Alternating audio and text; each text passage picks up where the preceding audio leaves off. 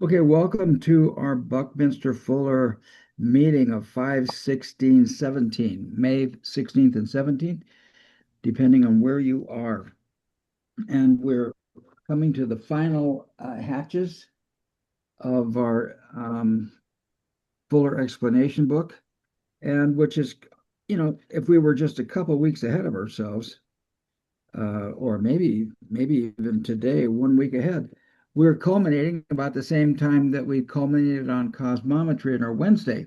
And so just between everybody, I've been going through doing an inventory of getting the catalog of all of the Bucky calls that are in our YouTube and getting them broken out. And I think while I've done this, um, I'm going to break it out since we're finishing both of them within the week or so here. I'm going to break this out by book we're reading so that because we read Cosmography, we read Design Discipline, we read Critical Path.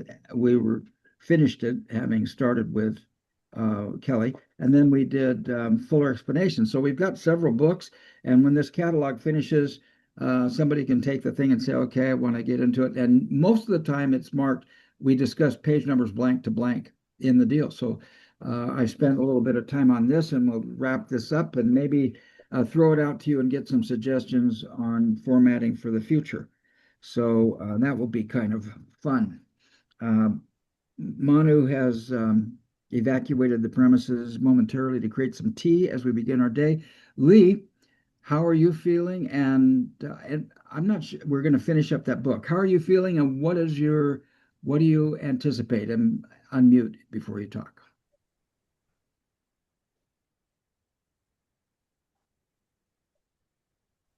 I'm feeling quite excited. I notice this. I can now hear everybody. It's wonderful. I don't have to keep poking that crazy thing into my ear.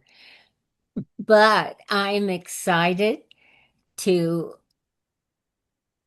see what we're going to read. I can't get anyone to give me any information. What is on a list? I know everybody has a list, but I've never seen it. I'm dying to find out what we could easily watch and understand and read for that matter, and I can buy it. Oh, yeah, I'm excited. Fred, how are you feeling? And what are your take or what are you wanting out of today? I'm feeling pretty good because I slept well. But as I said upon arrival, is that I'm not dealing with jet lag. Jet lag is dealing with me, and it's brutal. And I've been traveling abroad for the best part of the last 40 years. Yeah, and anybody gives you a recipe for jet lag, he's a liar. There's no recipe for jet lag. You just have to take it and cry. That's uh, that's what's going on here. So jet lag is horrible as always. Manu going to make some tea made me think immediately about punching the clock in work clothes. You don't punch the clock before changing into your work clothes. That's what made me think about. And last, if I can have maybe 5 to 10 minutes at the beginning of the call, if you all agree, I would like to share some very interesting pictures I've taken at Leonardo da Vinci's last home in France, the place where he died in the arms of Francois I in 1500 something. And this is very interesting and I believe very relevant to our study of geometry and to tension and compression. So if you would like, I have prepared a PDF that I would like to share and just show it to you and listen to have a few comments about that. So that's my expected takeaway is, of course, to learn a little bit something and maybe start a discussion about what next, because I have some very interesting books that maybe, I mean, at least one very interesting book that maybe we would like to study together. So, Richard, how are you feeling today? What is your shape? Because nobody's asking this question anymore. So, what shape are you in? And what is your desired takeaway? Well, I guess I can start with what shape I'm in. I'm in a snowball shape. Um, just woke up this morning to a spring snowstorm on the spring weekend of May here in northern or in Canada and in southern Alberta, and uh, and it's cold. So I'm looking forward to getting warmed up with our dialogue and discussion and discussing what might be an additional or new reading. Um, I might even have one or two ideas myself. So, Manu, how are you feeling? And what kind of shape are you in today? And what's your expectation for our getting close to the end of the reading? Thank you, Richard. I'm in the flow. I'm in. Um, my expectation is to participate and to learn. So that's where I am. Steve, what shape are you and what do you expect? Cool. Um, I'm in the shape of a, um, gosh, I just saw a table built on the basis of tensegrity. And let's see, I think I actually have a picture because I may have saved a picture. Let's see if I did.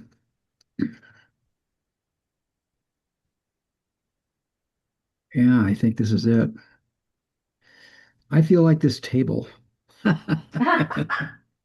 So, yeah. So anyway, I was thinking, in fact, I did a little preview and because I'm feeling really jealous about the tensegrity tool toy that Richard has. And so I've actually found a couple places where I can actually build. I'm going to go build some tensegrity toys. And I found them somewhere here. Let's see. Yeah, this is it. And yeah, here's one right here. I'm going to build this guy right here. This is going to be really fun and it flops around. And because next time that Richard shows this thing, I'm just not going to be left out. See, that's just the way I am. So anyway, I feel like that, whatever that thing is called, that's how I feel. I'm dangling on the edge. No, I'm really excited because um, this is challenging me. I've been coping with two different computers, uh, different programs on each computer. I've been screwing around with open source software, and then there's a whole bunch of hoopla going on about all sorts of Linux supplements and programs that are graphic interfaces, user interfaces that help Windows users move into Linux. And I've been looking at a bunch of that stuff, so I'm pretty excited about it. And of course, Windows is having a big crisis. Microsoft has lost something like 25 million users in the last 8 months or something. And then if you've been listening to the news, you also know that in November of 2025, Elon Musk filed a patent or he trademarked a company he's calling Macro Hard. Just absolutely opposite of Microsoft, and going to be working into some new realms with hardware. The idea is that most people who are thinking about AI do not want their AI to be on the cloud. They don't want it to be accessible. So they're talking about making hardware that operates AI on a local, confined, secure basis. I don't know if you guys heard about Apple's big move, but the new CEO of Apple's a hardware guy. They're all hardware guys, and they're going to make Apple the stand-alone operation for whatever AI is coming out. So um, I feel all those things, and I'm excited about what we're going to see in this book, and I'm even excited about some of the addendums at the end. I hope we do take a day or two and take a look at those addenda because I think it's going to add to our conversation. When we begin today, we're going to continue with design science. We're going to be starting on page 289, if I have my records right. Correct me if I'm wrong. And we're going to be continuing the section on comprehensive.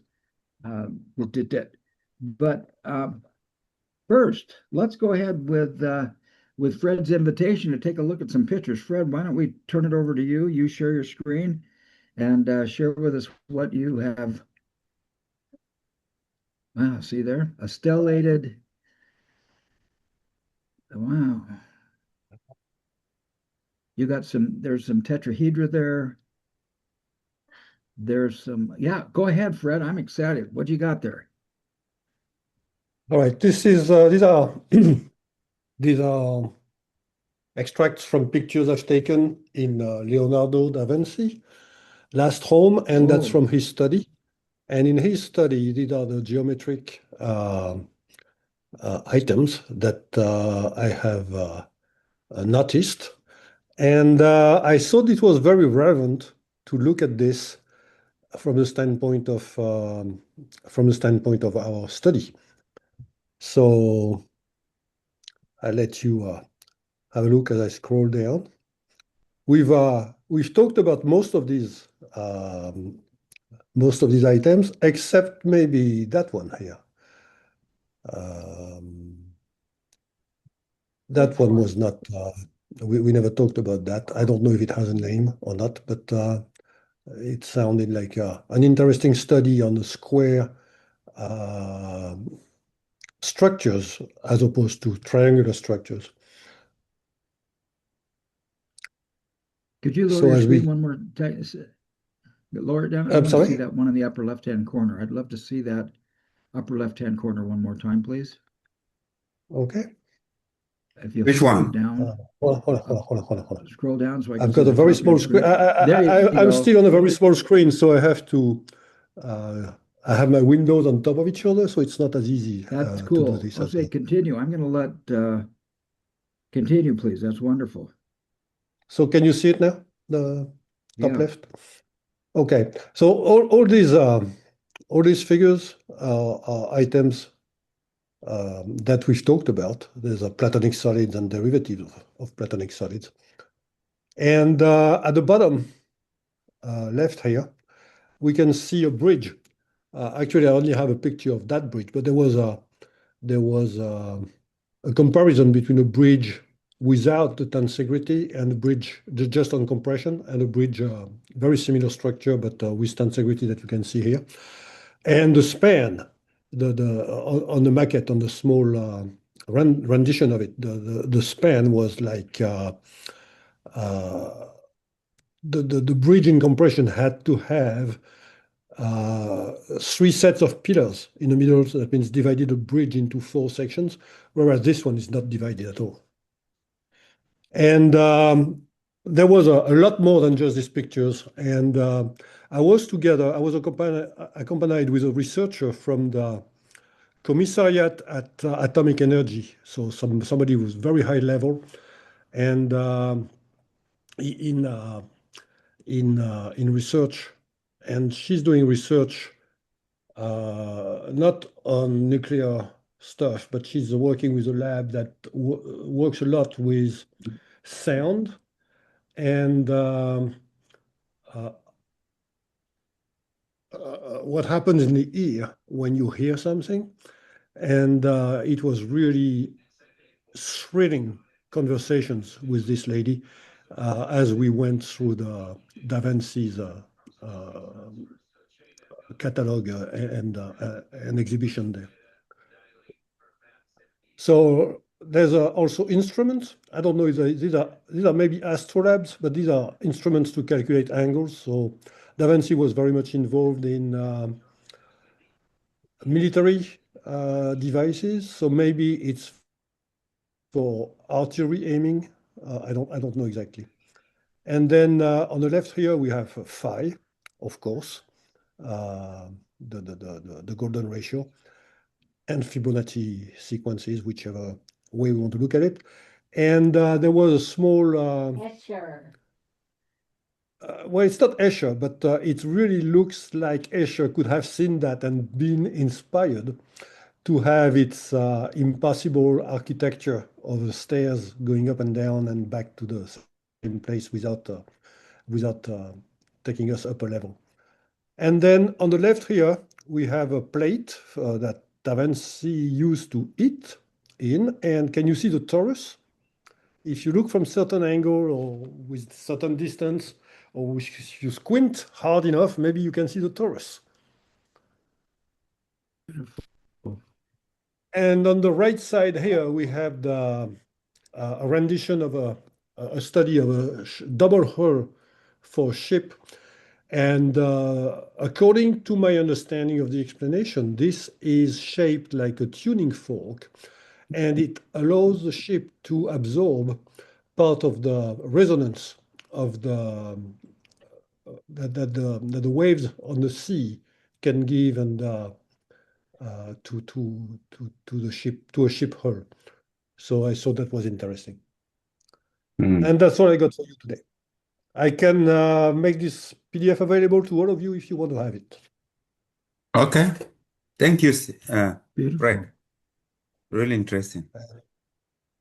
Yes. Yeah, And yeah. yes, go ahead. I was just going to say that we should try. A lot of these things can be done with paper. I've tried to do it. I've always Yes. should. And what I forgot to say is that as I was going through Da Vinci's collections in his office exhibit, I thought I was visiting Manu because you have all these shapes on your shelves behind you. So you are Yeah. the Da Vinci of the Southern Hemisphere. No, I don't pretend that. But I think that paper, I found paper very interesting. Yes. Paper and Yes. blue. I found it really, really interesting. Yeah.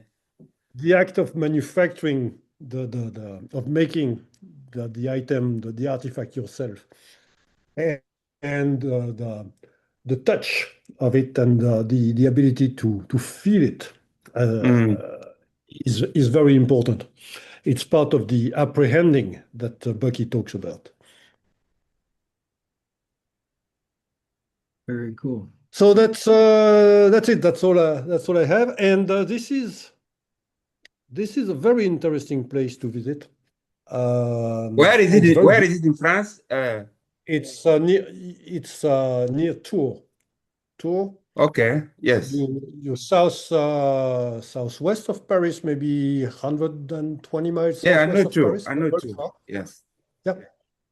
And there's plenty of castles there. We visited 3 castles. There's another castle that we visited, number 4 castle we visited on the 3rd day, which we only visited the gardens, but the gardens are extremely well made and beautiful. And I wish I had some drone footage of the gardens because it is all geometry. It is all geometry. It is wonderful.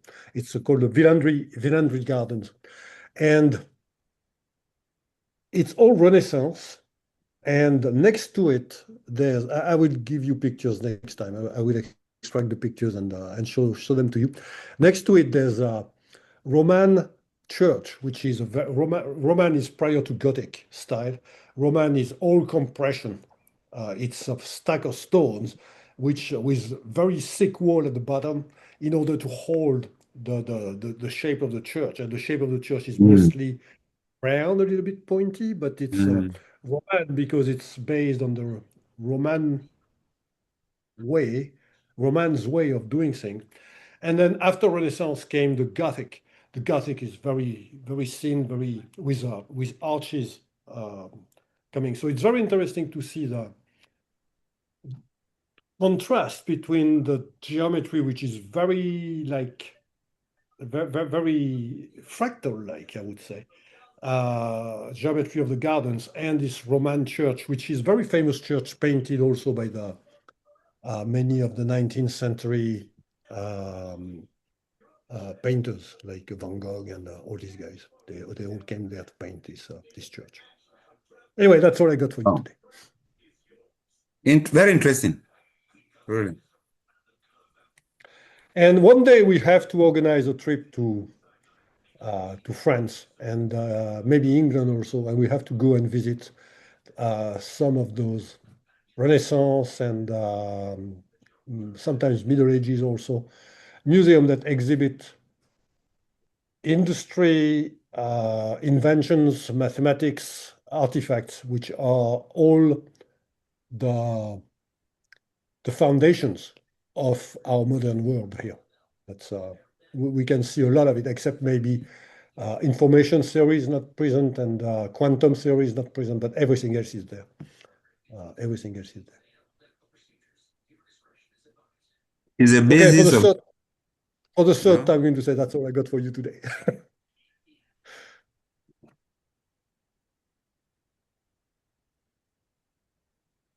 You were saying, Manu, go ahead.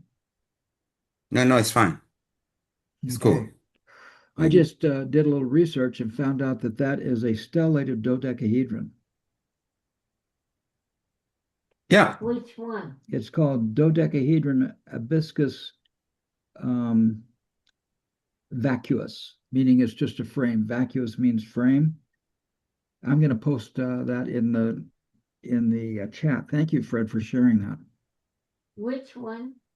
That stellated picture that I shared with you in the beginning, or that I asked. I'll post it. It's this guy here.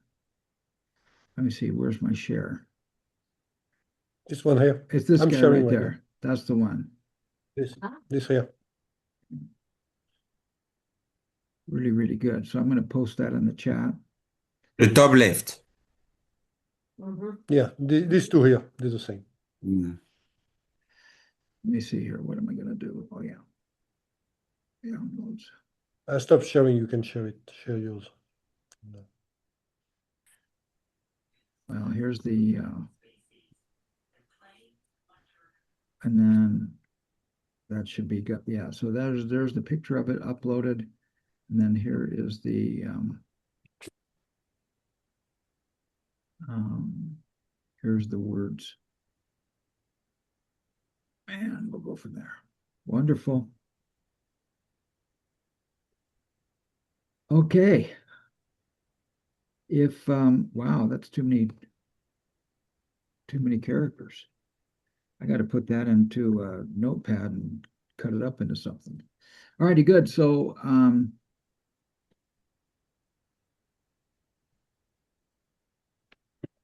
don't know why that won't go in. Yeah, it says it's 50 characters too much. So I'm going to I'll just add this last part on. Sorry. I'm still using two computers, and my it isn't all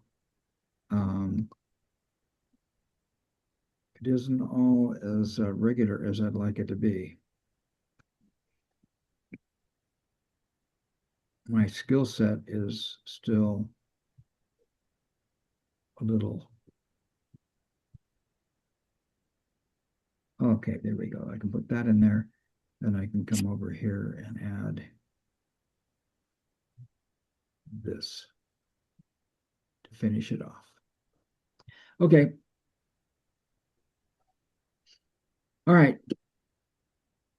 Here we go. If everybody's ready, we'll move into the book and see how close we get to finishing it off. We left here on page 289. I think this is page 289. Yep, it is. And we left right off right there. So we can start from right here in this century. Is anybody busting a gut to read? I can start for a paragraph or two, but if anyone would like to read, I'm happy to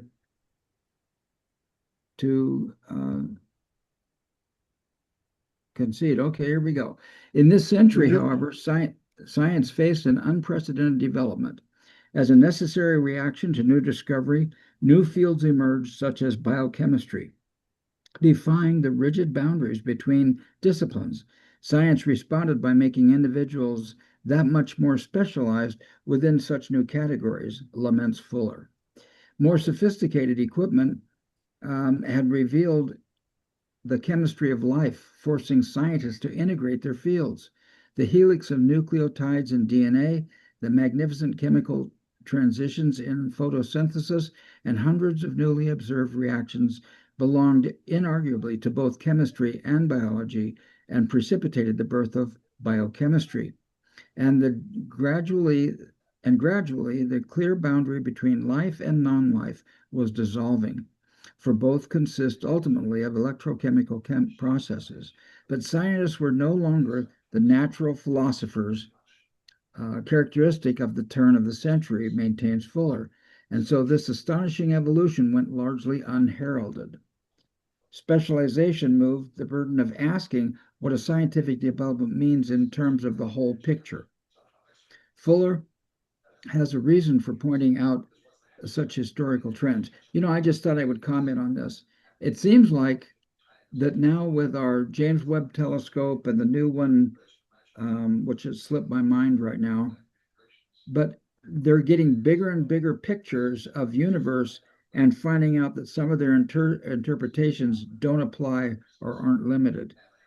Um, uh, or don't apply and are too limited.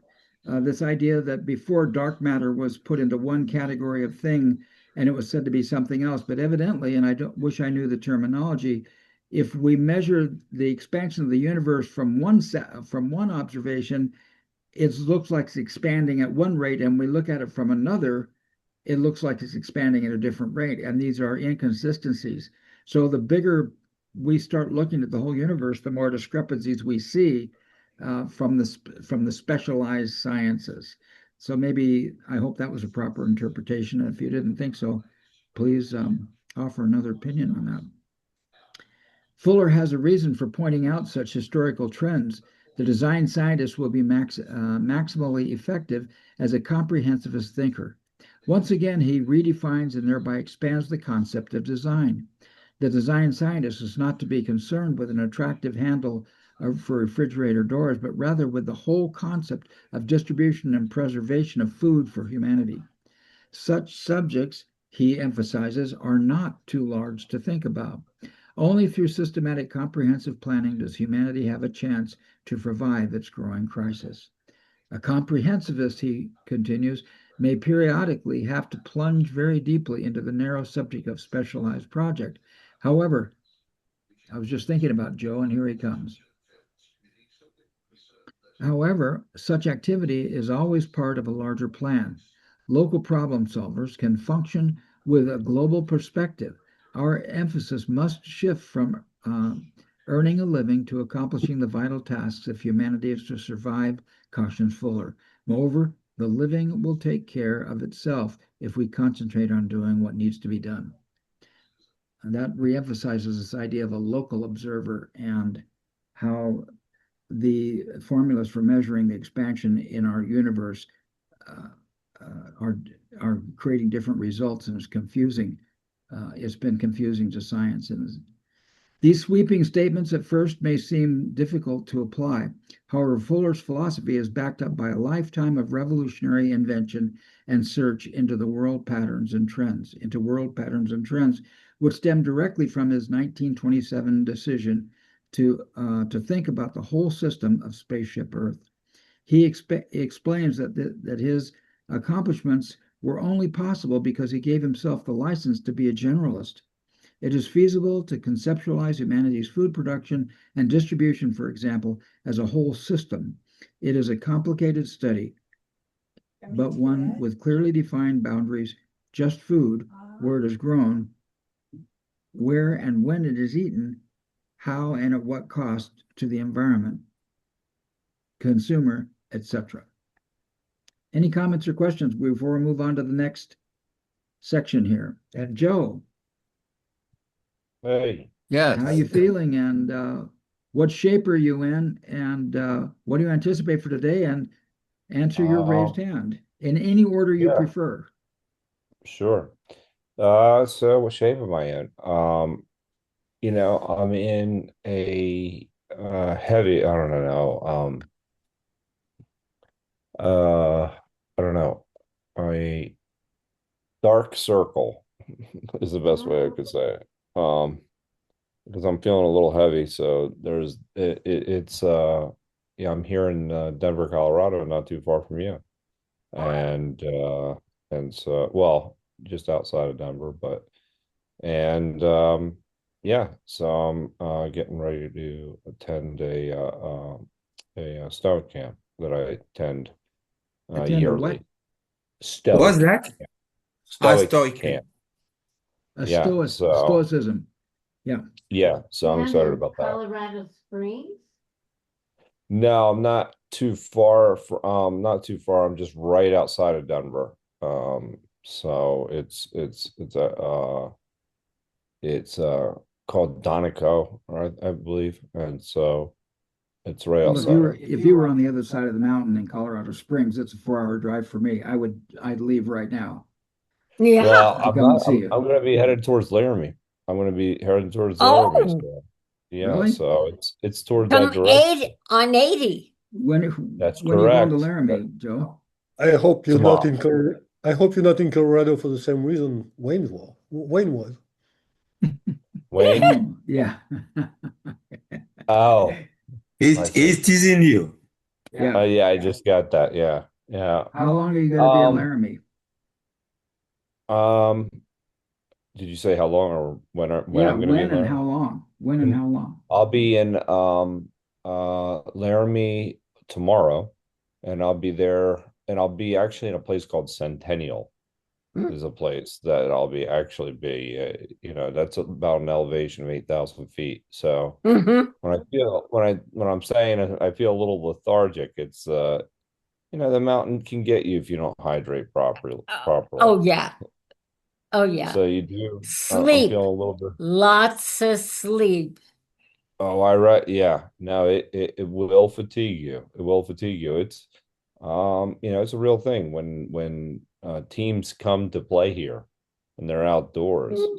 It makes a significant difference. You do have that adjustment period when you're getting, used to that altitude. So, but no, I'm feeling pretty good, and I'm excited as far as that idea of looking at things through a comprehensivist lens, and um, even considering the food and where it's derived from.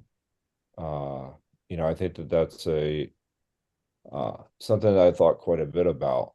And that's really part of making life work for 100% of humanity, and that's fundamental to what Fuller is saying. Because there's an intergenerational component to this where you have to have, you're not just considering yourself, so you're not just extracting. So if you're using seeds or something that are extracting nutrients from the ground and they're not leaving it there for other generations, that's part of comprehensive thinking. So, that and CJ had actually spoken to, quite a bit about the virtues of a comprehensivist. Um, and that's that intergenerational responsibility is part of that. So, I think what Amy was sitting on a very long time ago, I mean, that I know there's been an update, something that um, that's really coming to pass right now, and you're hopeful that we now have the tools to work towards a regenerative type of environment where you don't have to extract, uh, and at the cost of future generations. Anyway, all that is to say is that there's an ethics, and that ethics does exist at the local level.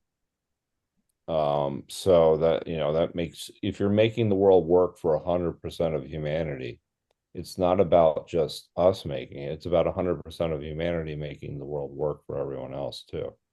So it's micro and macro. There isn't the somebody making it work for 100% of humanity and then humanity just accepting it. It's humanity participating and stepping in to that participation. So they have to have an opportunity to participate, but then at the same time participate. And I think that that's one of the more important things, and a word that actually is underused is participation.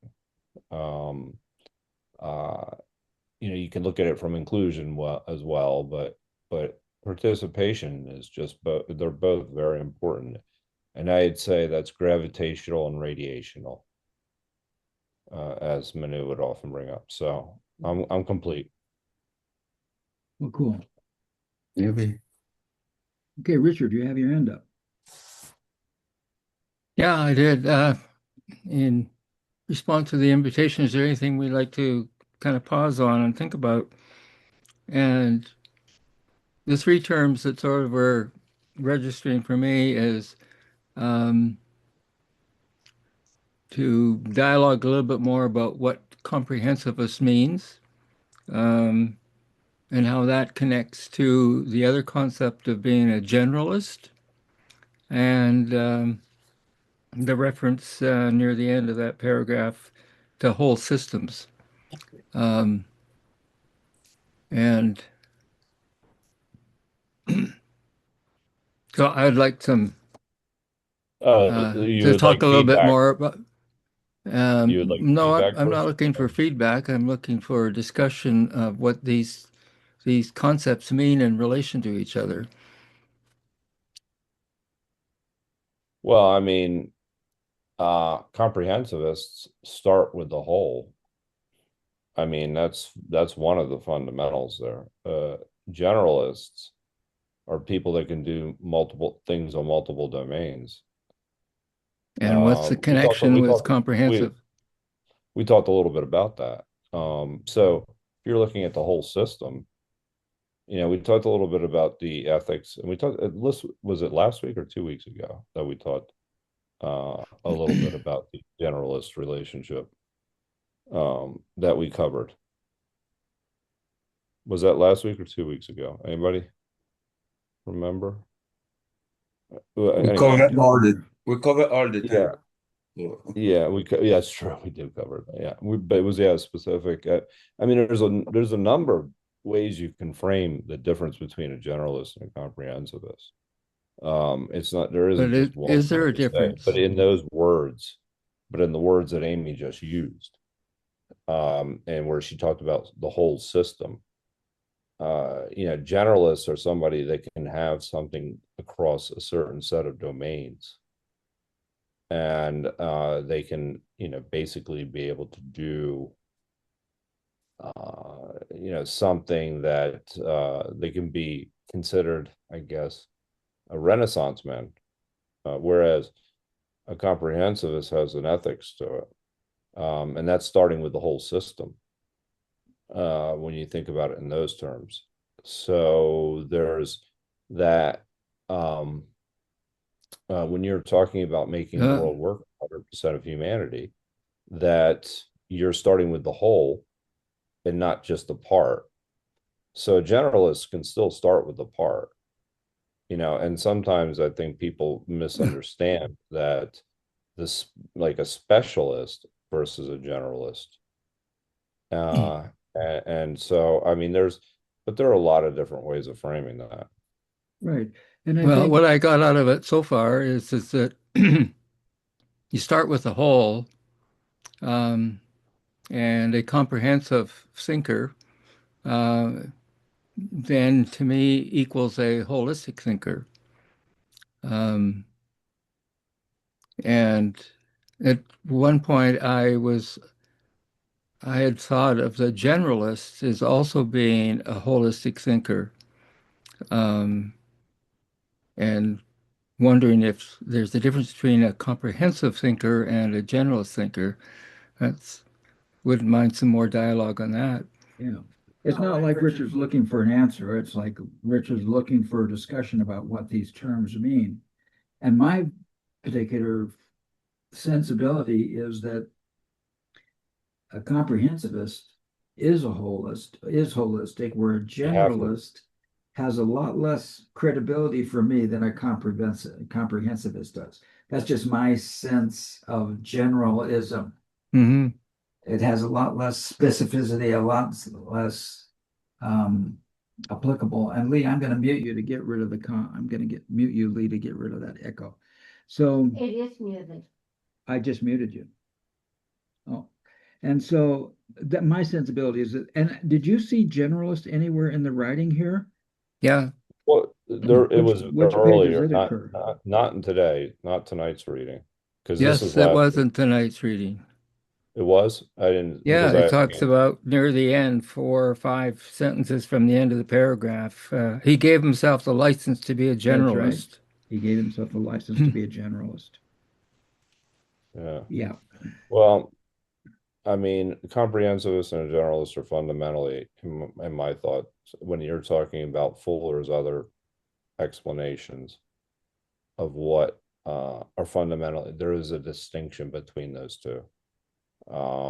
It's not because if you think about it through the terms of spaceship Earth, and he talks about the great pirates and how people actually took care, like it took advantage of people that were specialists.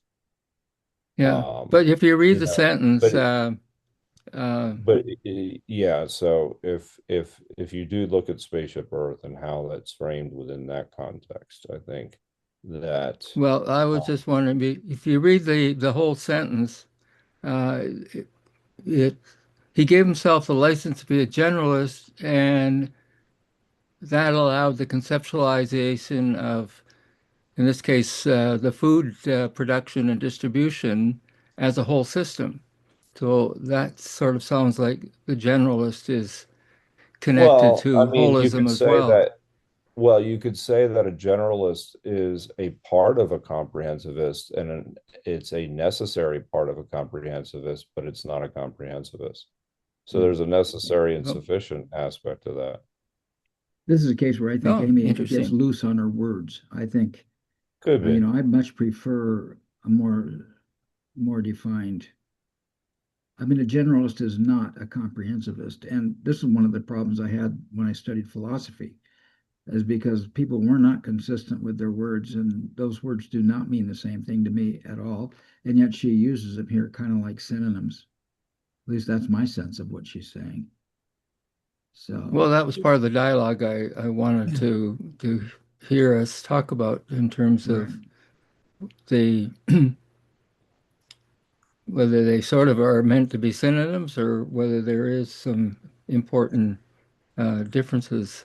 And it I think seems like the real difference sort of dialogue is about um, the comprehensivist and a generalist in terms of whether they are synonyms or whether they are, as Joe said, perhaps one's more of a part of the other.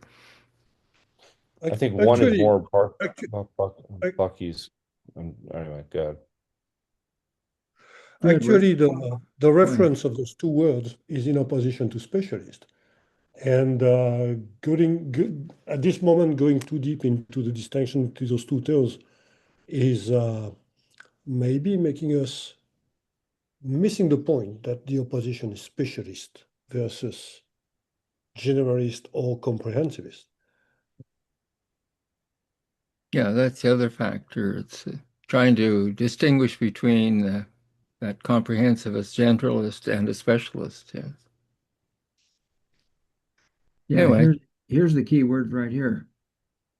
A comprehensivist, he continues, may periodically have to plunge very deeply into a narrow subject or mhm. specialized subject. However, such activity is always part of a larger plan. So that seems to be indicative of what Fred was saying. Okay, are you We have complete, to hear Richard? Manu now. What's that, Fred?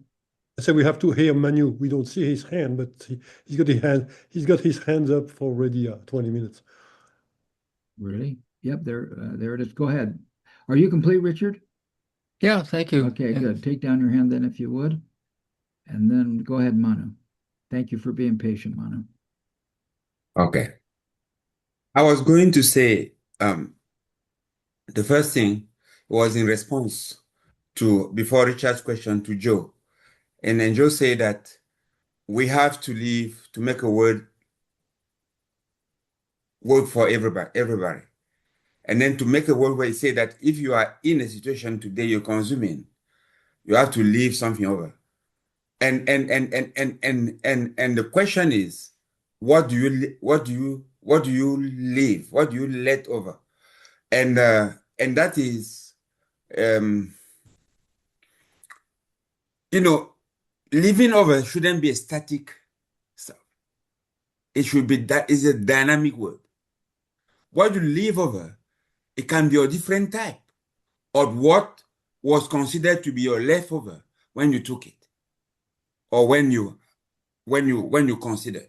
I don't know if you understand what I mean.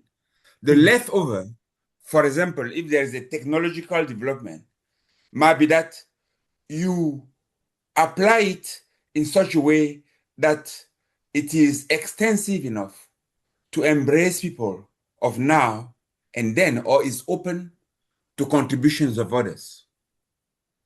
That is the nuance that I wanted to put there. The second thing that I wanted to contribute was, if you look at the world today and the technologies that have come up as a contribution of everybody, in actual fact, have been appropriated by titans and is not changing the world. I mean, people are coming today, knocking at my door and say, have you heard about the biggest IPO ever? That's Elon Musk, IPO on space. Yes, something. SpaceX. Yes, next thing, I'm just going to lose money, as usual, and make Elon Musk richer and richer. That is the second point. The third point, in terms of comprehensivity and generalists, I think that topologically you can understand it about, how do you set your boundaries? Do you see a boundary as a sealed boundary that insulates and that make a silo for you?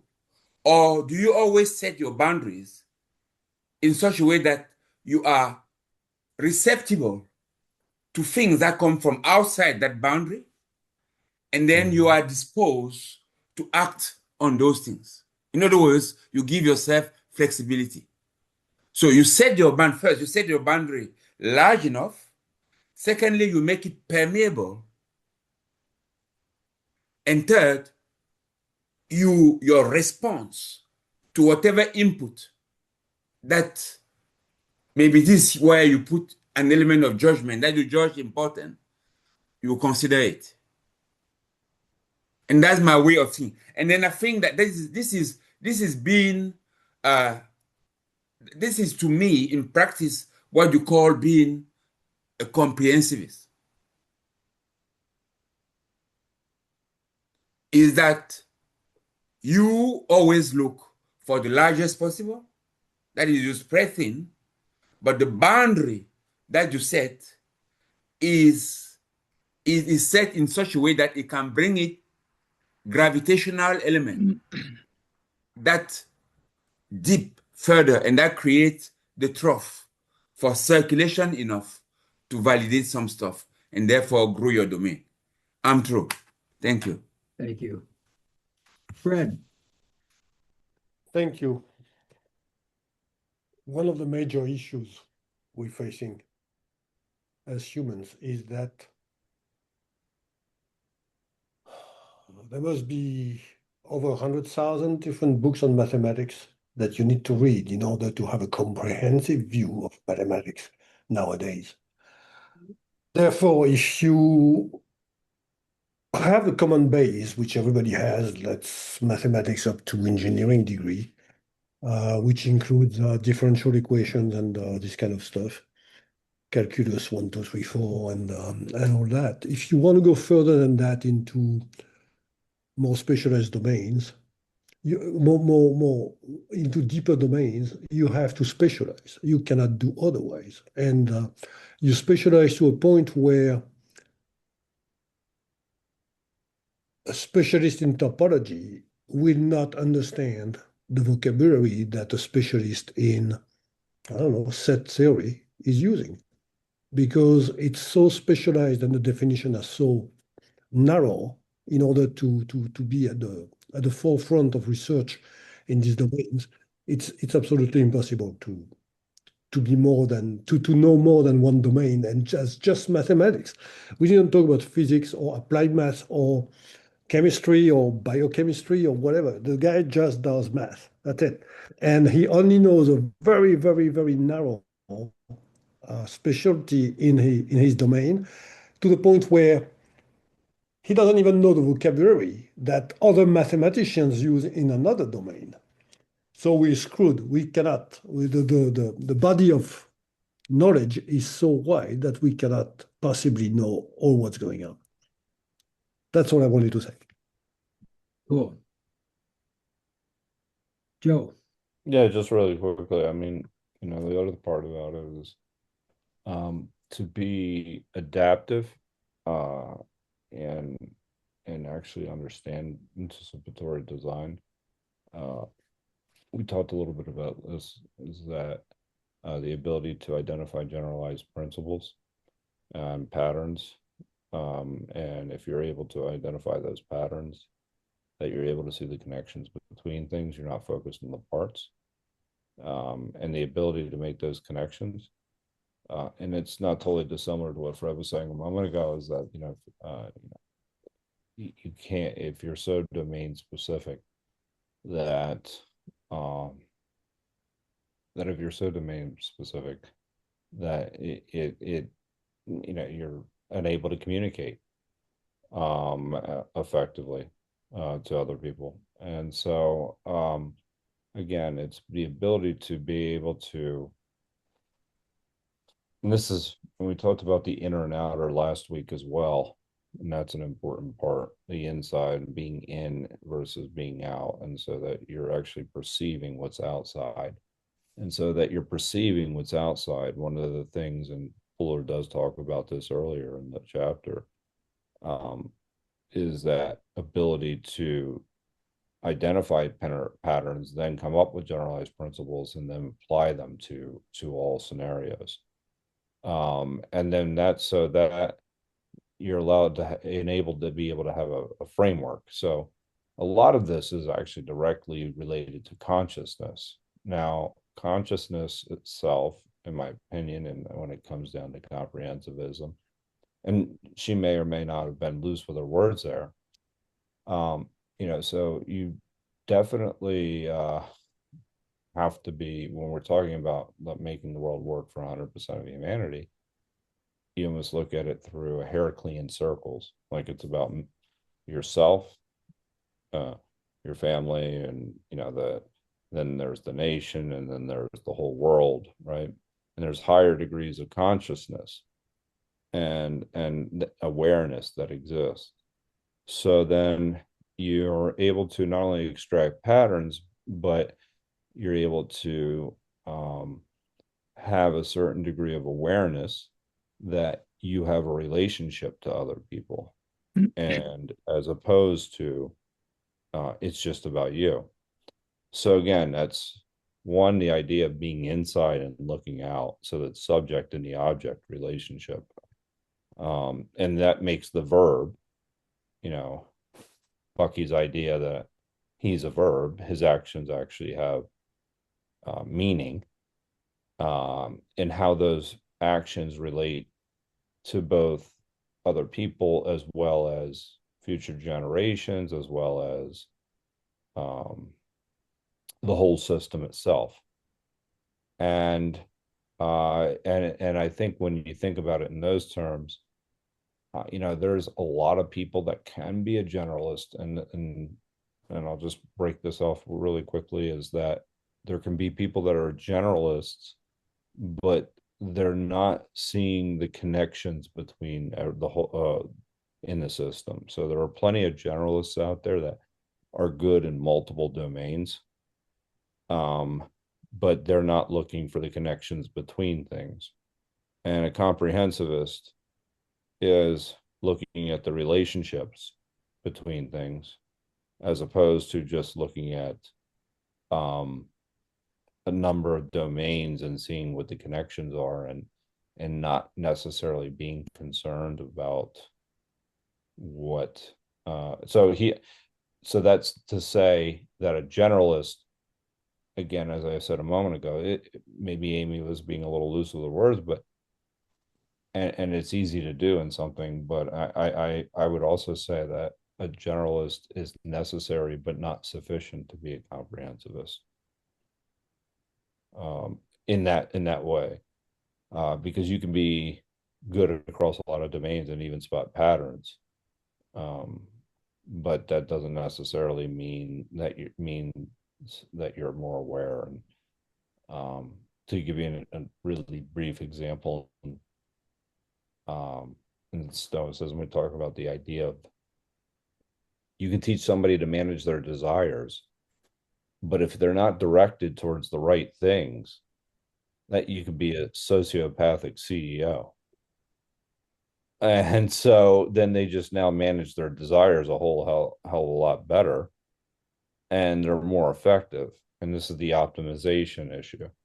You're optimizing something. This is the problem with AI right now, to be quite honest, is that you optimize something, but it's not in relationship to anything. That it can be in relationship to a military objective, and that's it, killing spree. And so when you have that, that's not comprehensive thinking. However, it can probably generate a lot of things in relation to that objective, and come up with a lot of solutions that even humans may not have considered. So I mean, when I think about this term in general, I just think that it has to be taken within the context of all of Fuller's other work.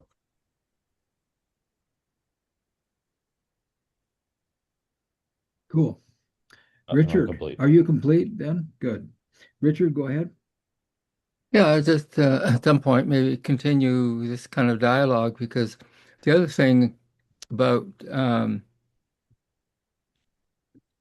Fuller talking about I am a verb, and a verb being sort of an action, and a verb to me connects to the idea of something that's a process or is systematic, and the pattern notion that we're talking about is systemic, um, or contextual. Um, and so then it brings the question about how does systemic and systematic work with each other in terms of the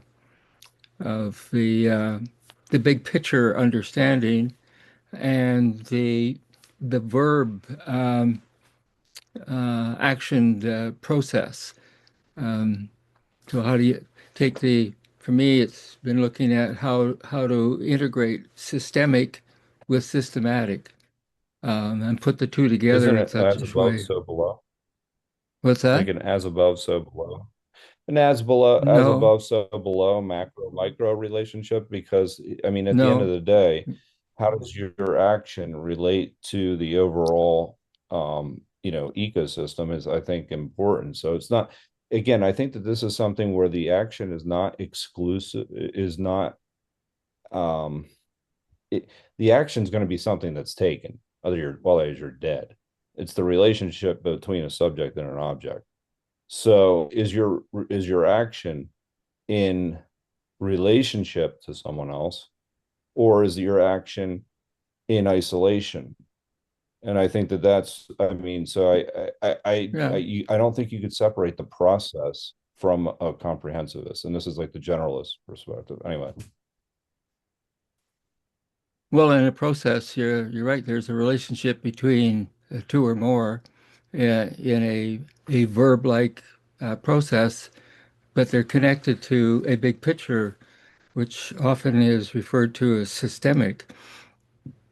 Um, and so that's the language of systems includes the language of systemic, which is kind of pattern-like, and right. systematic, which is kind of process or methodological ology-like, and I've always been intrigued with how do we put those two together so that they work um, for the benefit Right.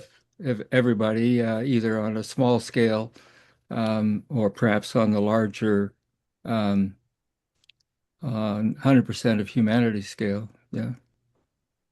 I don't know whether others have been think about systemic and systematic in a kind of a yin Well, I yang mean, way.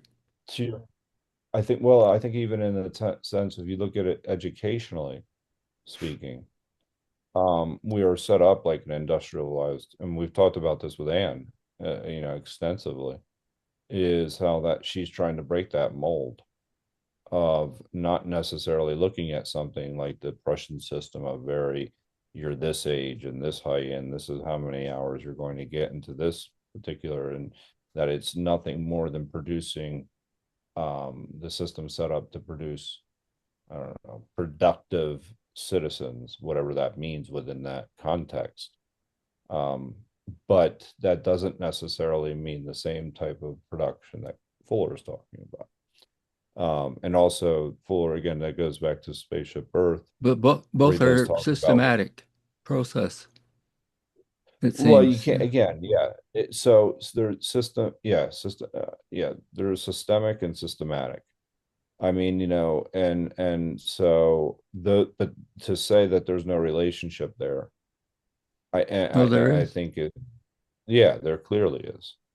I I'm mean, trying there's to an figure action out and how the two of them work together in order to maximize the comprehensivity, I well, guess is what we're talking well, about. I well now, so I think that this is where you go to the comprehensivist right now. So think about it in terms of food. I'm going to plant Monsanto seeds and not necessarily, and okay, maybe I'm being a little critical here, but and extract nutrients from the soil versus I'm going to be actually thinking about it, not only growing this crop and seeing what future generations are actually going to be able to grow. Both a process. One process is in relationship, and the other process is outside of the relationship. And that's the way I would say that there is a way of going from the part to the whole, not whole to part, a relationship. And I said this is something I did bring up, is that there's a last week is this idea of intelligence. You can have intelligence, but it doesn't necessarily mean understanding. It doesn't necessarily mean knowledge. It doesn't necessarily mean wisdom. So that you can optimize somebody that's going to get as many crops as they possibly can out of the soil, but it's not, and that's an action, and but it's not necessarily. But again, you have to have the action, otherwise you're dead. I mean, so if there's no relationship between a subject and an object, then there really is nothing. But it's the type of relationship. I think that that's the important part. And one sees itself in relationship as opposed to another that just sees the part. Are you complete, Richard? Yeah. No, All right, great. Fred. Yeah, I heard Richard say, thank you. I heard Richard say maximize in the context of comprehensivist, and I heard Joe say optimize in the context of comprehensivist. And I do not think these terms are appropriate because these two activities are specialized activities. If we want to go into the domain of comprehensivists, we do not want to optimize or to maximize. We want to work at the rhythm of nature. I well, believe so.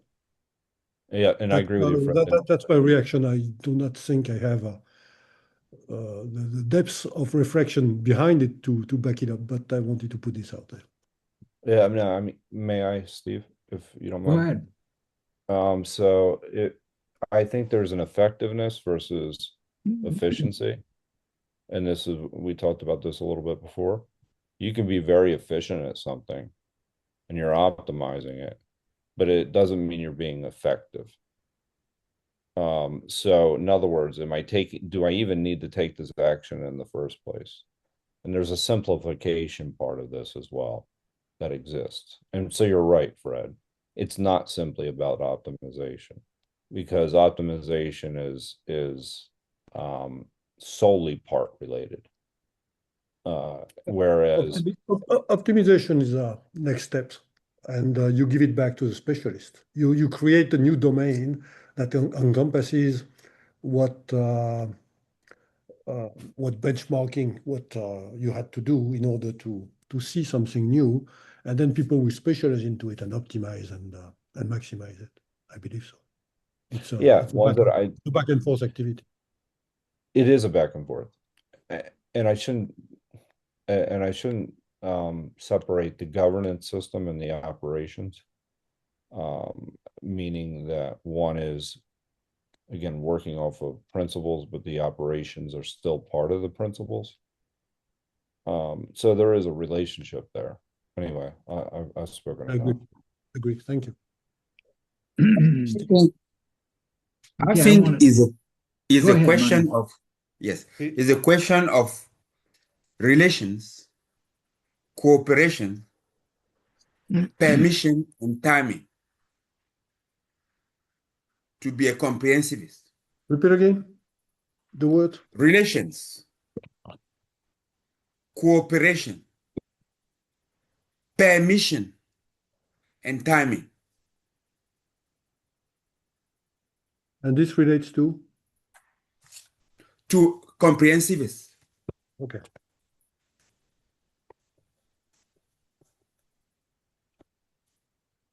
Okay. I typed it and I put it in the chat for reference. Yeah. And my feedback on this is it seems to me that what Richard is trying to do is to get us to open up and consider more. What does the word really mean? Not just how is it applied. And it seems to me that part of this discussion, and Joe, particularly from you, is you're trying to provide an answer or to bring the scope down in order to resolve the issue quickly. And I think what's more helpful is at this point, I mean, if we were on a committee and we had to solve a problem of a leaky valve someplace, it's time to focus as much as possible on getting that problem solved and eliminating possibilities. But to me, what Richard's been asking is to open us up to possibilities. Um, how can I look more comprehensively at the word generalist and look more comprehensively at the word comprehensivist and see what the differences are and see why some people get trapped someplace? Uh, I like the fact that Fred's been throwing out definitions on the post here, has been throwing out definitions to comprehensivists and generalists. And to me, those definitions are actually pointing out the problem that Richard's trying to point to.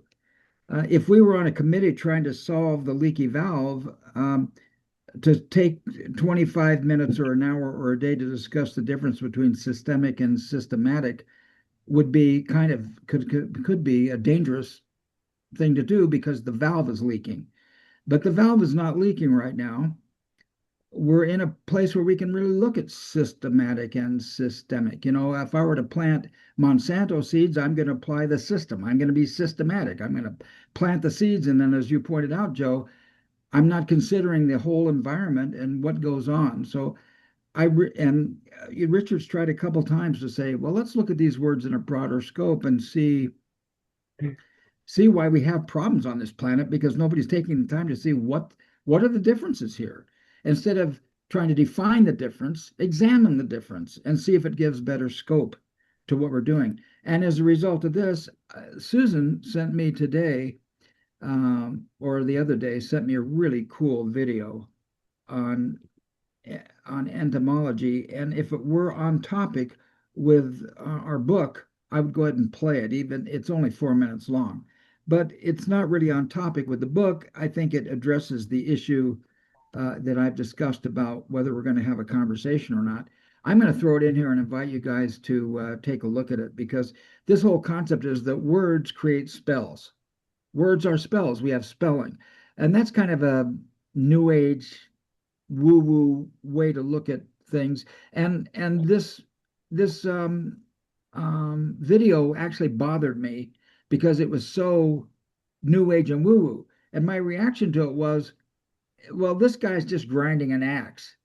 And then as I calmed down and took a look at what was going on, I realized that sometimes what we've got to do is grind the axe in order to wake people up.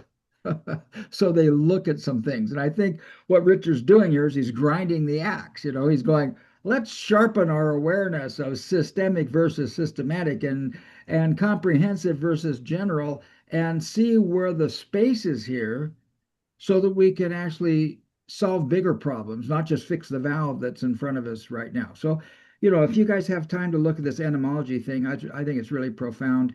A lot of them are cliches there. There's a lot of cliches in this little video about, but I think there's still, it's grinding an axe that needs to be ground. Fred, you were raising your hand there. Go ahead. No, I thought I wanted to share something, but that's going to take us too far and distract us from the topic. So Okay, good, because it would be nice to get back to I'll the keep it for topic. another time. Okay, because we're close to finishing the book. We're not even going to get close if we keep going like this. Okay, good. All right, good. Is everybody complete so far? Let's make a plan to finish the book. Let's do each time we do half of what's left. Good. I love that. That's what a generalist, that's how a generalist would answer the question. Now, if we were going to be comprehensive, we would want to see something a little bit more conclusive than that. No, That's but a, to be that's Zeno's paradox. no, to be Greek comprehensive means mathematics. that we make a plan to read it first completely, and then this discussion now we're having, we come back to. Well, that's a good But point, Joe. but we read all. Yeah. Well, I- and that I hate to miss the conversation. Go ahead, Joe. I have to say this because you're talking about the etymology of words, and I think one of the important things is they do create spells. And I will say this really quickly, and an example would be when you sometimes can go into over defining a word, and there is a sense of that, and the word, for example, the idea of arete, in Greek. If you look at it, this is how the Greeks referred to as to excellence in the philosophical context. But the Romans actually took it, and the term was meant like manliness or valor and things along those lines. And so a lot of people misinterpret then how the word virtue is actually what it really means. So the words create a spell, and there's a lot of people will say, well, that we'll extract that manliness perspective, and at the expense of another gender, essentially. And so that these words, what I'm saying is looking at the etymology of words is essential. And I think they can create spells because there's a whole host, and this happens in Stoicism quite a bit. A lot of people say we're very masculine when truthfully, if you're looking at it like a comprehensivist, it means excellence in all things. And that is, that's more along the lines of, kind of a comprehensivist thinking. So. Okay. Are you complete there? Oh, yeah. All right, great. I don't see any more hands. So let's go for it. Here we go. Anticipatory. I think this is where we are. Finally, the design scientist must think ahead.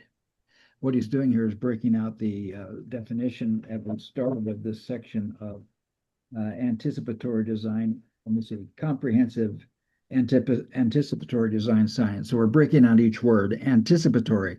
So evidently we're doing our own little etymology study going on here. Finally, the design scientist must think ahead. In each industry, there are specific gestation rates that determine the length of time between an invention and widespread uh, widespread practical application. Okay, I've seen two people waving, so I'm ready to pause. Go ahead, Fred. And I got Manu waving a piece of paper around too. So, No, I just uploaded. I oh, just you say applauded. Okay, good. yes. So you're complete. Fred, go ahead. I don't think the way it's said there is a gestation rate. It's a gestation time. I think this is Uh-huh. an imprecision in the use of language. It's not a rate. A rate is a ratio between two things. It's Yeah. it's a gestation time. Sorry, Yeah, I agree with you. I will not miss a chance to criticize Bucky. Yeah, I think that's right. Bucky, I think sometimes does things like that. Mm. Specific gestation rates or times that determine the length of time. Here he is right here. Between invention and a widespread practical application of the invention. These Yeah, but there's inherent lags, there's go an ahead. I'm sorry, you were rereading. I thought we were still discussing this. I said there's only one value. You cannot make a rate with one value. There, there's It only still one has its value. bone. One value of what, Fred? Well, there's the length of time between Yeah, invention and widespread practical application. There's only one number. yeah, yeah. Okay, good. These inherent lags vary according to the nature of a design. That's why he's talking about lags or rates. So he's talking about rates in terms of the lag time that's involved. In the electronics industry, for example, it's only a matter of months before a new invention can be incorporated into commercial production. Car manufacturers might require 5 years to bring a new idea to the consumer, and housing presents the slowest evolution of all. Fuller's rather optimistic estimate of gestation rate being 50 years, meaning gestation time being 50 years. Psychological resistance to change, absence of urgency, and ignorance keep our approach to housing many generations behind our technological capability. The design scientist must take these lags into consideration, explains Fuller. An invention often must wait until its time, but the designer has a responsibility to anticipate long-term developments. Finally, a necessary implication is that we can glean important clues through the study of trends and thereby determine what needs to be done.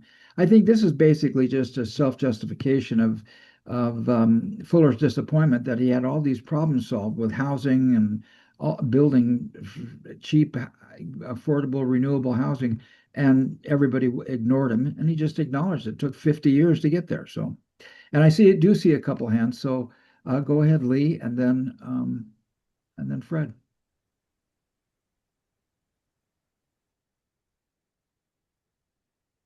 Well, I like the statement that has been in this paragraph pertaining to time.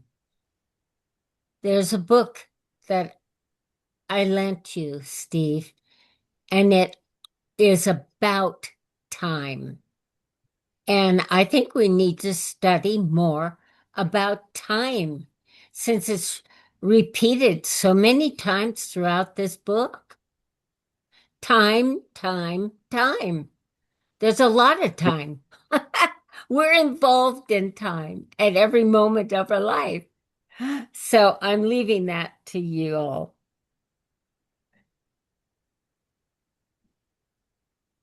Go ahead, Fred. Thank you. This paragraph brings an enormous assumption that faster is better.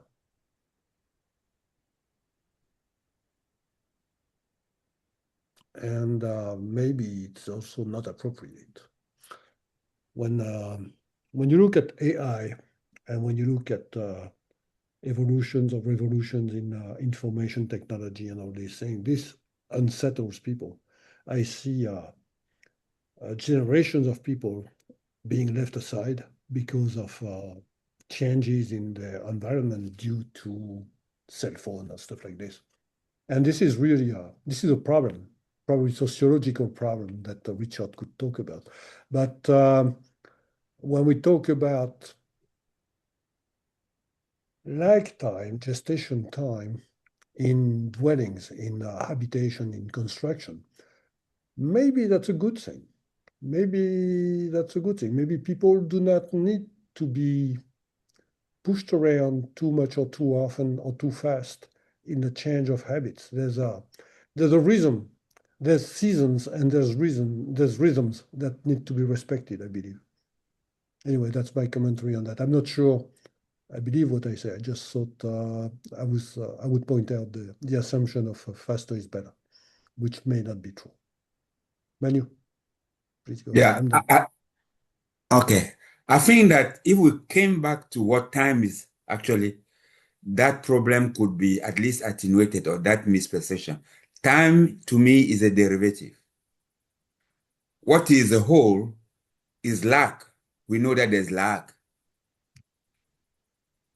And then lag results in a cycle. Now, time is an estimate of what that cycle is, the unit of time, and it can change. I cannot change what a cycle is, but I can change time. My measure of time, my understanding of time, I can change it. So if we went back to that, I think that it would be a little bit easier to accommodate these language things and have the space of tolerance that is required. Because all precision, 100 precision, is not necessary to progress forward, provided that the accumulative effect of imprecision don't overwhelm you. The defense for wiggle room is extraordinary. So that's it. That was my point. Thank you. Go ahead, Joe. Yeah, when I think of time, it's so I think that this is an important thing. It's also how,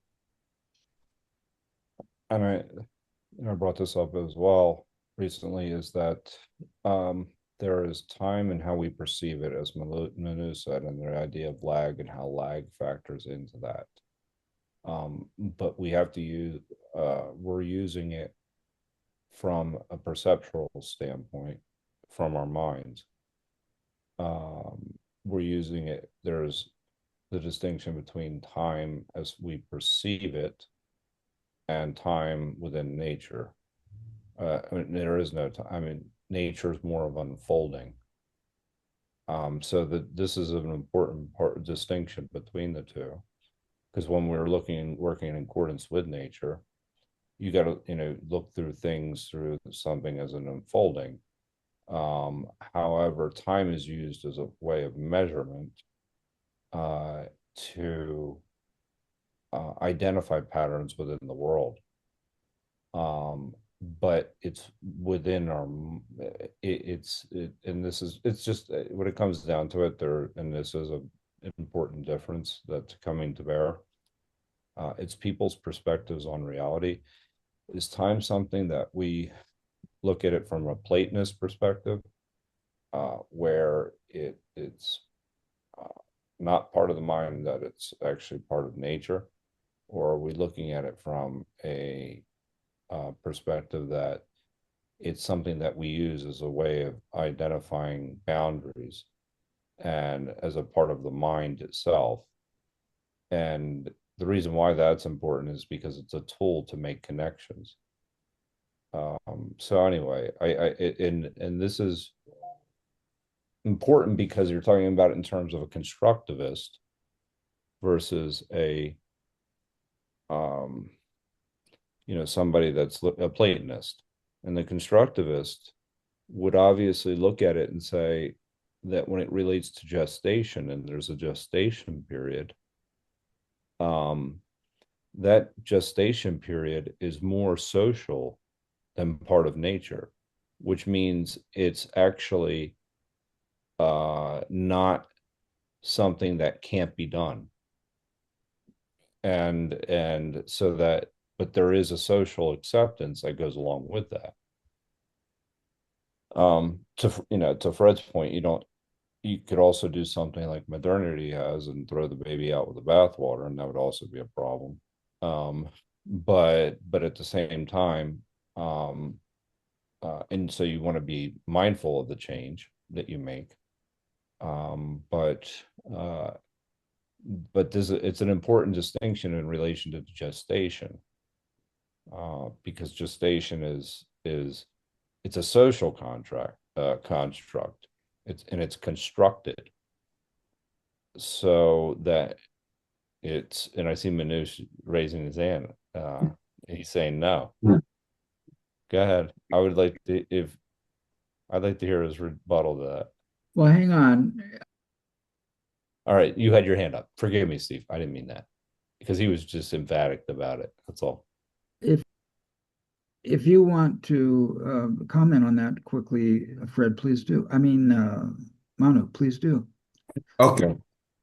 So gestation just happens. We just see it. We have no notion of time.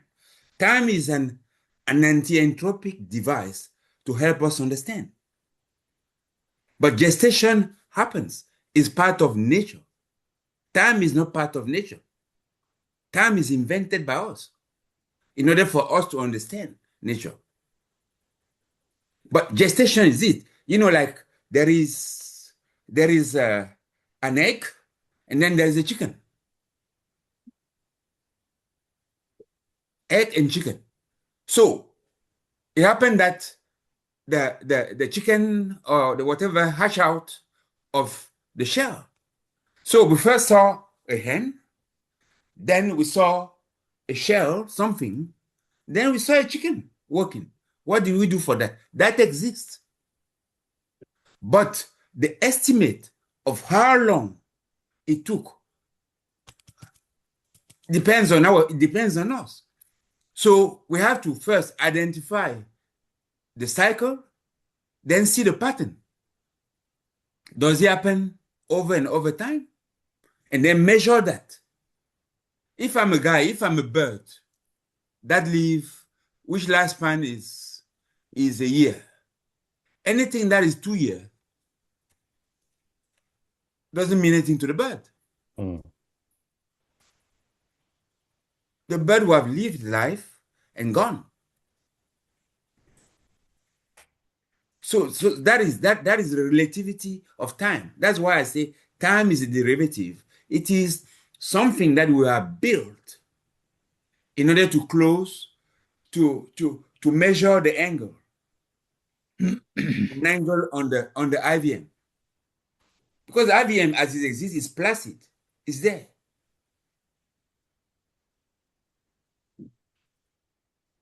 So that was what I now in our construct, silo construct, we can decide that to take time and make it a dimension.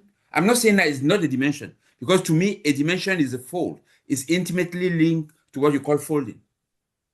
So we can take time as a dimension, but we should understand that it did not exist. It's not what I call primal dimension.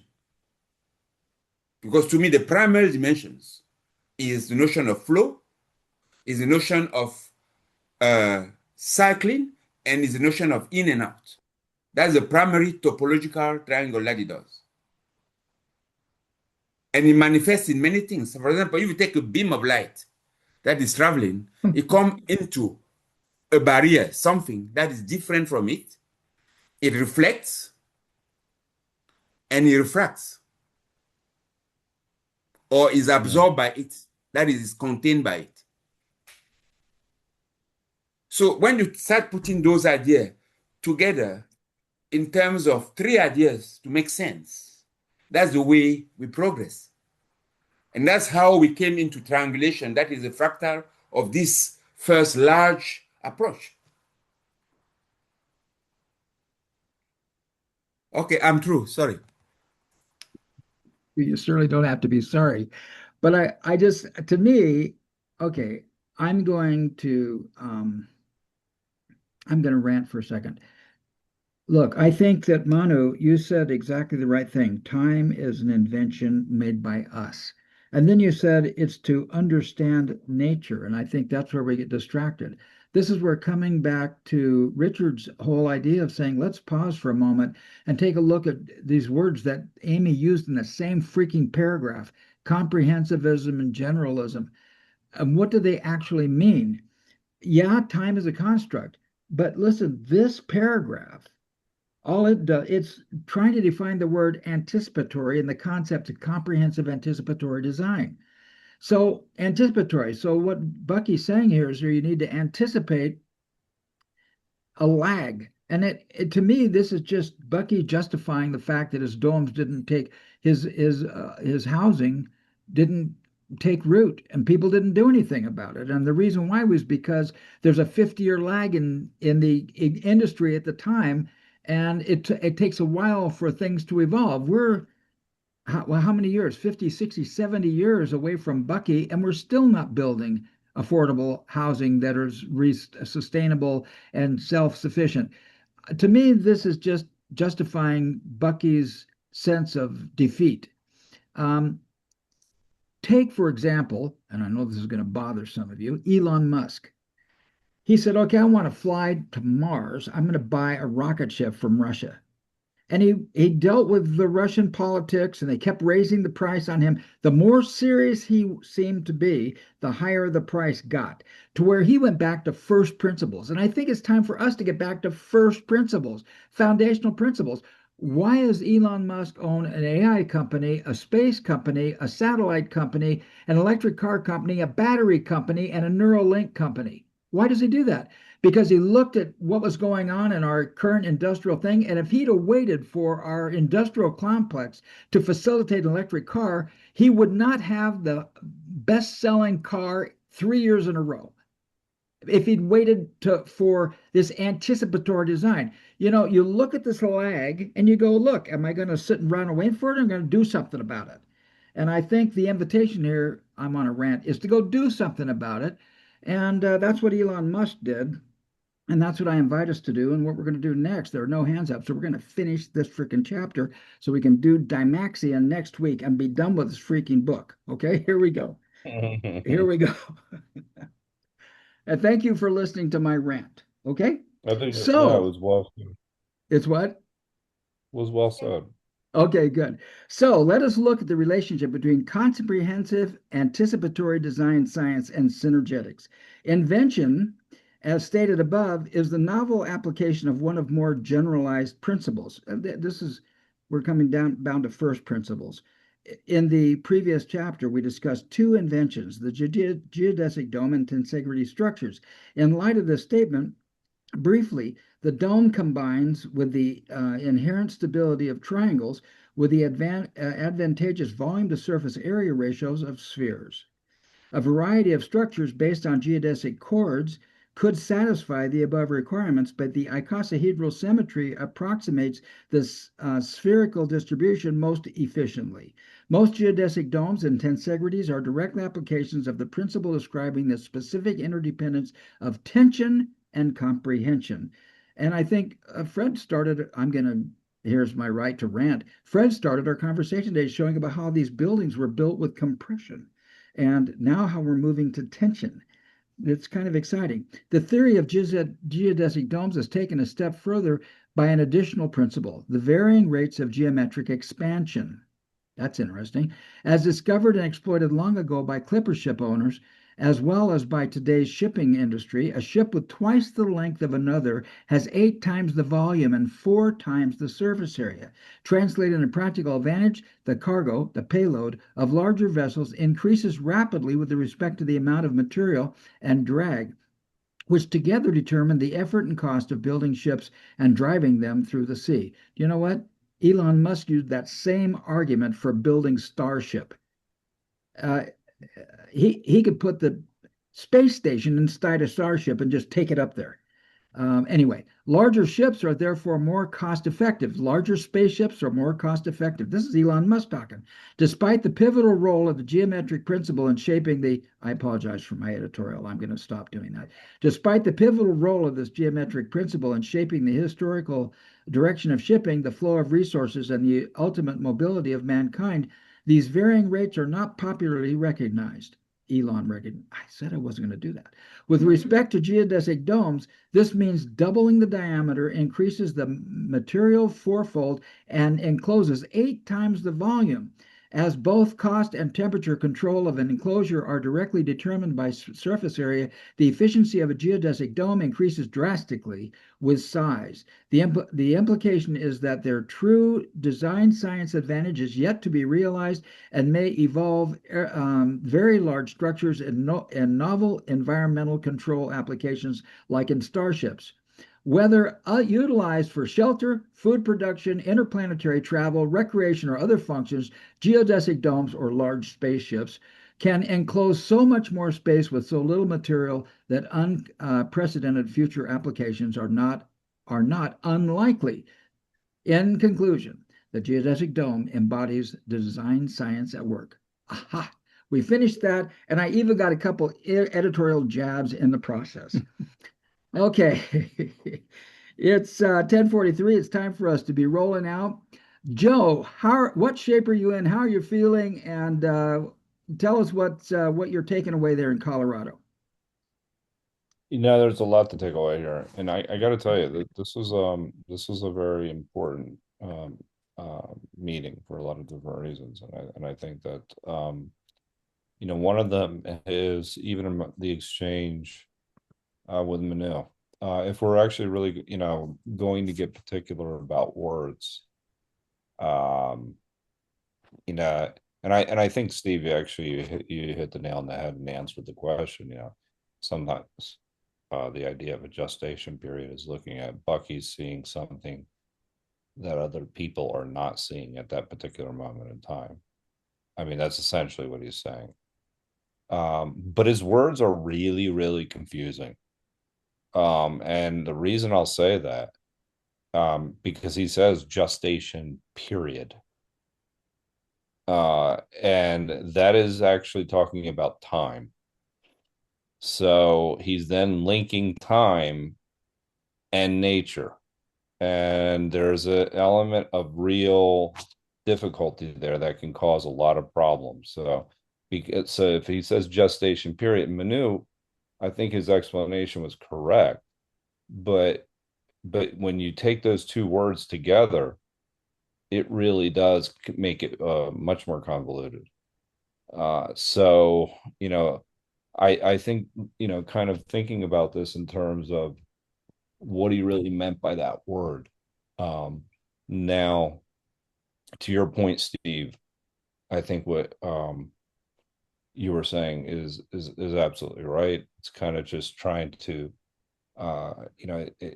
it's even how those rockets were launched that that was a major kind of breakthrough for SpaceX, or at least their approach anyway. But basically what they saw something that other people did not see, which then they brought into existence. So there was, you could say that was somewhat of a pattern that was revealing itself. And so, but they had to use tools and constructs of the mind in order to do that. Anyway, all of this goes to the fundamental ideas of Bucky's concepts, especially when it comes to inside and outside, which I won't go back over. So my takeaway is more questions as to thinking about even the terms that Bucky used when he says gestation period. I think that's a really important thing to maybe have a further discussion about, because then because he's making it a dimension at that point. I would say he's making time a dimension, and so I know you're shaking your head no, but it's worth thinking about what he means by a gestation period. Because again, that's something that, yes, maybe there's something continuously unfolding and becoming revealed to the rest of the world. in that there's the chicken and the egg and the pattern that's discovered, as you mentioned. And so therefore something is revealed. But I would also say that thing that reveal is being revealed is related to that subject and that object relationship, and the verb. So we need to look at it through that lens as well. Anyway, so I'm walking away with a hell of a lot of questions. Maybe it's Denver that did it. So Lee, how are you feeling? What are you taking away from it?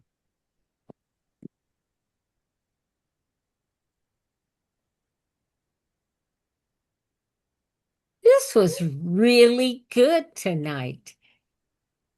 I liked the debates. I really enjoyed them.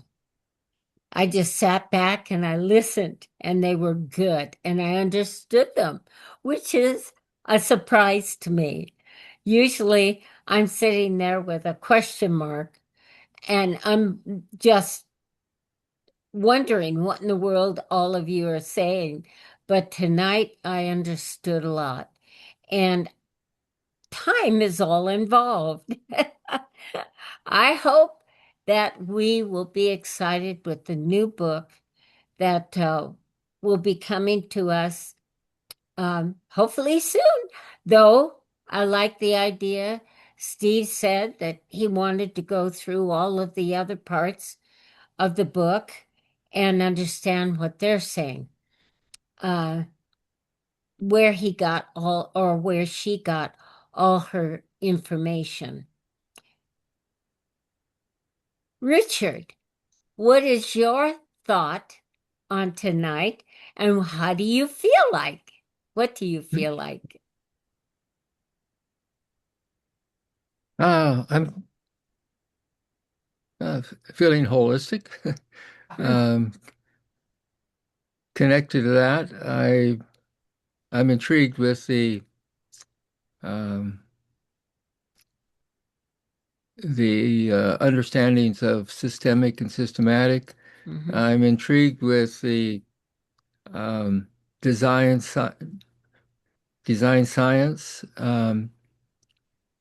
and both with the term design, um, which when I read some of the early writings of Madar Gable and connected to the World Game and a book that he wrote some years ago called Ho Ping, all about food. Um,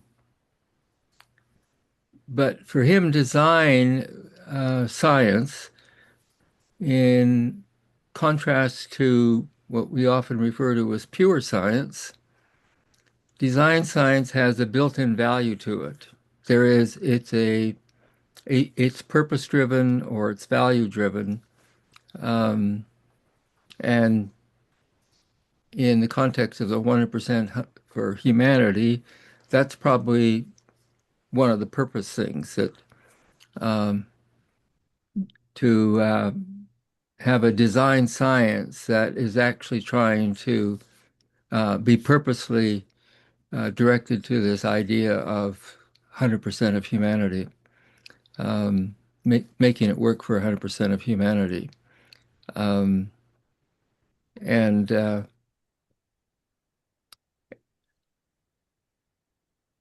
And the anticipatory part, the connection I'm making with it right now is the indigenous sort of anticipation um, of 7 generations out.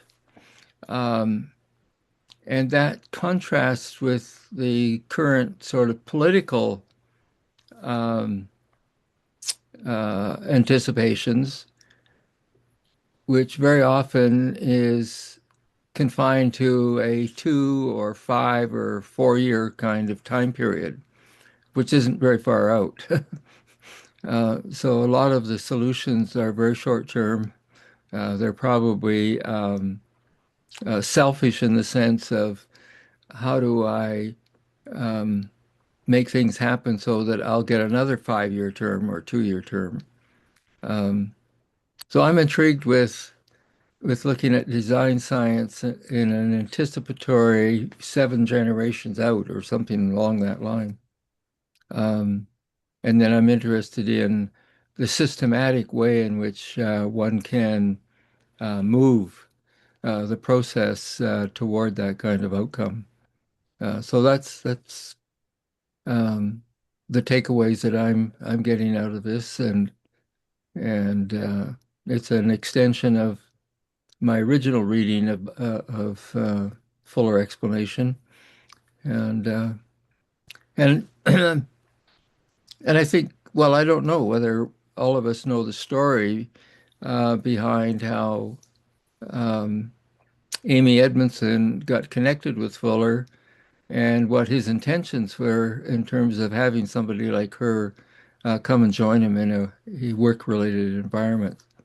So if we all know, that's great. If not, that'd be worth exploring as well in terms of how that all came about and what what Amy was able to do after his death. So where am I at? Fred, how are you feeling? What are you taking away? Thank you, Richard. I've heard the story, but I forgot about it. The story of Amy and how she got there. So that's worth exploring, I guess, as I remember. Two things. One is lag. I'm rebounding on what I said about people feeling unease when change is too fast and forced onto them. And maybe lag and associated unease with rapid change is possibly the lack of design or an off-purpose. There is a purpose outside of making the world work for all of humanity. Most of the changes I see around me today are more hijack of my life for personal profit, more than a desire to make the world work for all of humanity. And this probably points to the limits of markets as a driver for progress at some moment, at some point at some point there has to be a shift between let the market drive or let the designers take a step back and give orientations for the future. But then we have to change the reward function, which today is going as fast as possible to do whatever is available in order to make a quick buck and get out of it. Anyway, that's my first point. The second point is regarding future books. Once we have walked the Zeno's paradox walk of doing half of what's left each of the next times, I would suggest, and I put in the chat, Seth Lloyd's Programming the Universe, which is a book that frames the universe as a quantum computer with every particle interactions presented as a computation and every quantum event as a bit flip. It is information theory. It is an information theory description of the universe. And since everything in the past 50 years, everything has boiled down to information theory, maybe this is the missing piece to make us all comprehensive generalists. So that's my suggestion for next book. And Manu, that's it, I'm done. Manu, how are you feeling today? What shape are you in? And what is your takeaway? You're muted. So I'm feeling light and heavy. So I'm feeling integrity. And I think one thing that helped me, I don't know if it helped others, is to know the degree of things. Let's take example. Between Fred and Richard talk about systemic and systematic. Let me talk about something that is systemic. Inception, gestation, germination. I can't do anything about it. It's always there. Whether I look at it or not, it's there. Whether you took whatever species will realize that. So these are dimensions at a certain level, as more general or basic level. Let's just put it that way. But the notion um, of of time is systematic. There was a system. Now you put a boundary or something that allows you to understand, and you put something that is always repeated. It is systematic.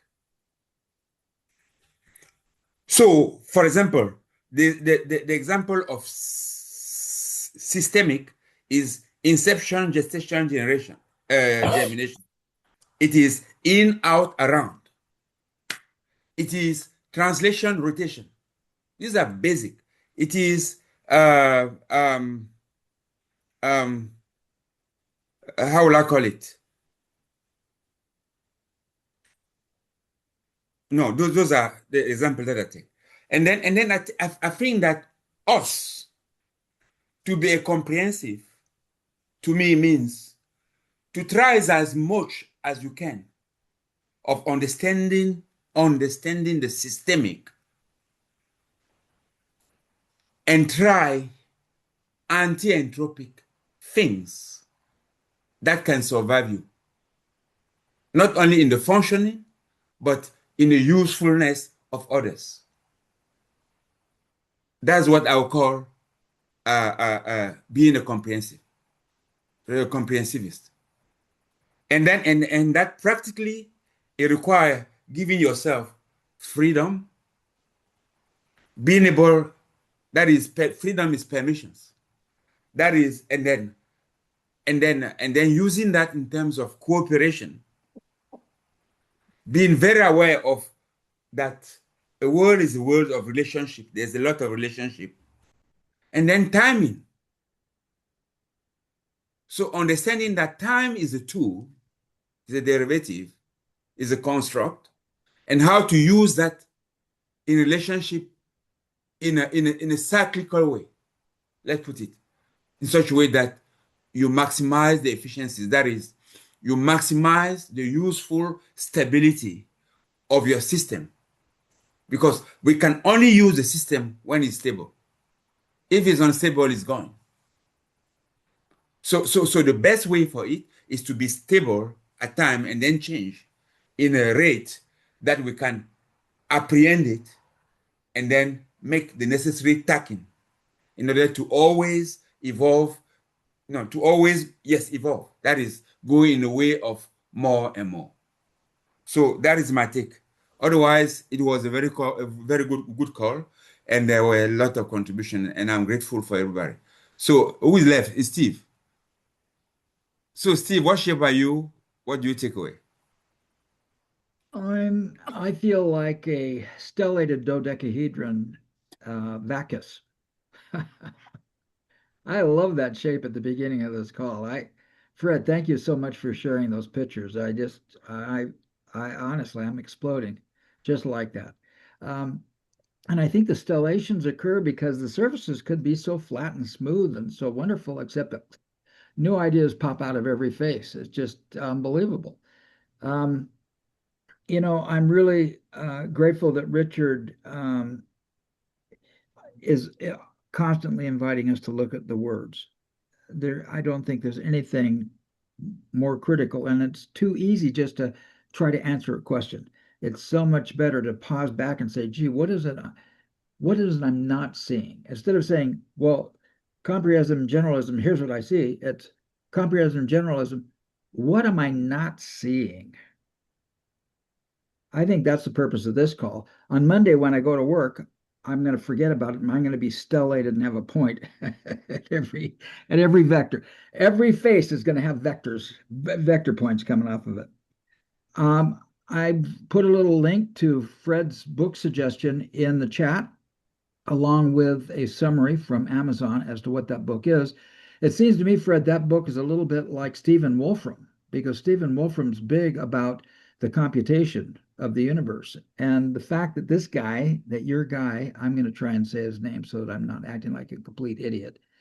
This guy, hang on, Seth Lloyd looks like he's looking at quantum reality as not only, and as computation as part of it, which sounds really exciting to me. What does it say here? Lloyd explains um, convey not that these particles convey not only energy but also information. In other words, particles not only collide and make shapes, but they compute. That's kind of interesting. That is the entire universe computing ultimately. It's its own dynamical evolution. So that's really cool. I'm really into Stephen Wolfram to a degree. And if that's related, I really. Now, Manu has suggested some other books too. Um, Manu, you threw a bunch of books on there too, and I'm not sure I captured all the links. Manu, will you make sure that you send me some book titles or links or something that you think would be worth covering as well as we move Yeah, ahead? they are in the group.